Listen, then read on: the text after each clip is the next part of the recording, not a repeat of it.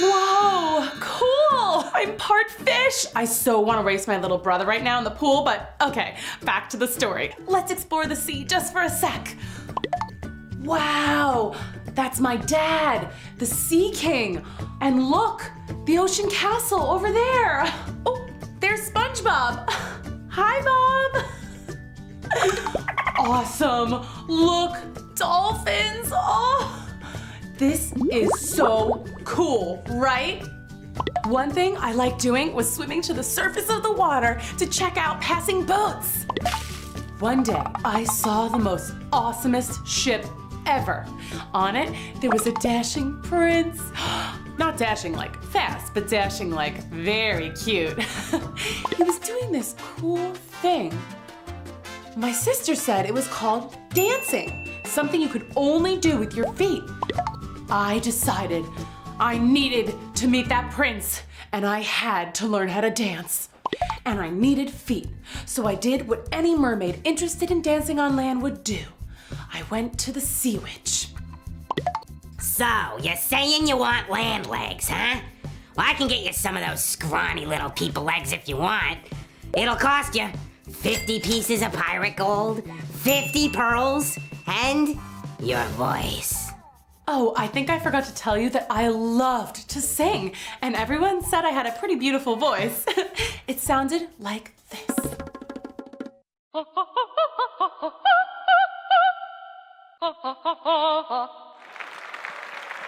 Anyway, I really wanted to dance and on land with the handsome prince, so I took the deal. Thanks for the voice. I swam to shore, and when I hit the sand, I had 2 super cool new legs and a skirt. Phew, I'd be dancing with the prince in no time. Whoa! Uh-oh, I might need some practice. Once upon a time, a young girl named Rapunzel was trapped in a tall tower by a mean old witch. The witch locked away Rapunzel for years and years so only she could ever visit her, and she had some very strange rules. The witch wouldn't let Rapunzel cut her hair. It grew and grew and nearly filled the tower. Rapunzel was very lonely. She twisted her hair into dolls to play with. She named them Harry and spelled it Harry, and Harriet spelled Harriet. She would sing from her tiny window to keep from getting bored. She had a beautiful voice. When the witch visited, she would call up, "Rapunzel, Rapunzel, let down your hair." Then Rapunzel would throw her hair out the window. The witch would climb up Rapunzel's hair like a rope. One day, a prince rode by and heard Rapunzel singing. Then the witch appeared and called, "Rapunzel, Rapunzel, let down your hair." The prince saw her beautiful hair drop from the tiny window. He was shocked to see the witch climb up and go through the window. Then he waited to see who owned the beautiful voice and the beautiful hair. Finally, the witch climbed down and Rapunzel's face appeared in the window. The prince fell in love. "I have a plan," thought the prince. He waited patiently.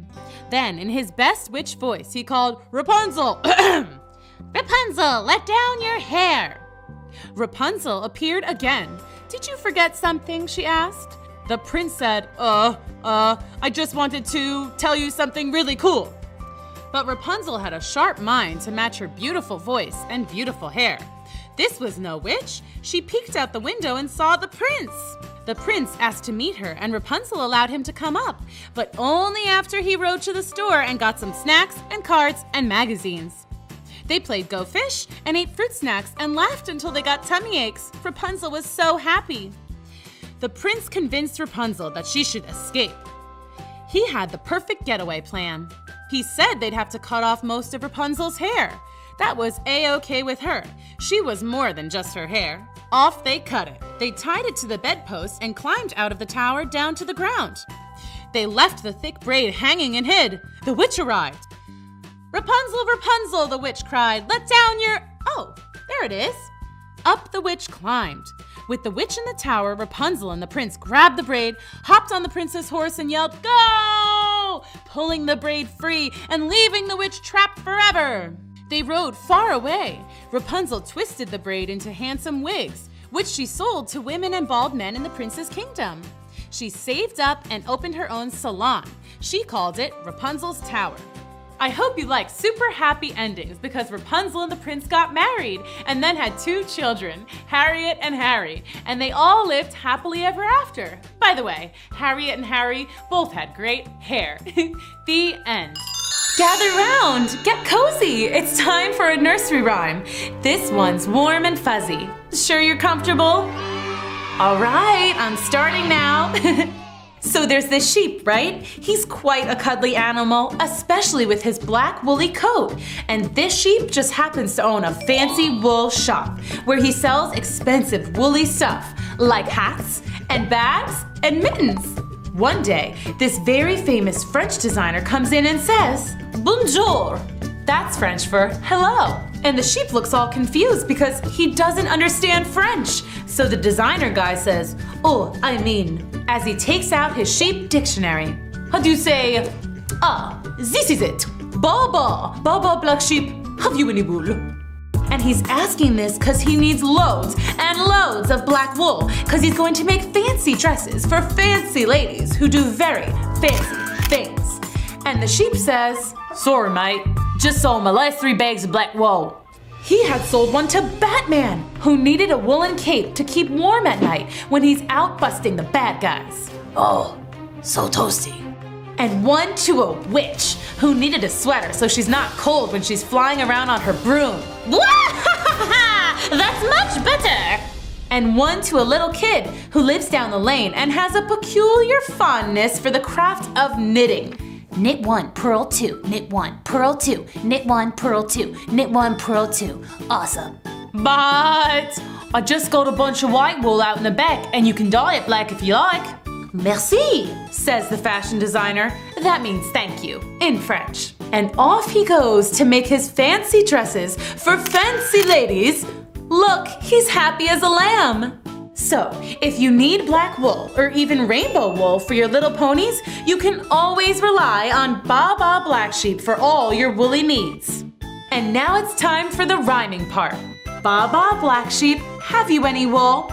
Yes, sir, 3 bags full. 1 for the master, and 1 for the dame, and 1 for the little boy who lives down the lane. And there you have it, a warm and woolly nursery rhyme. Bye-bye. Until next time. You did it! Not bad. Kids, let me know what other stories you want to read along with me next time. And don't forget to subscribe. Click right over here for more story time with me, Miss Booksy, right here at Cool School. Bye. See ya. Bye, kids.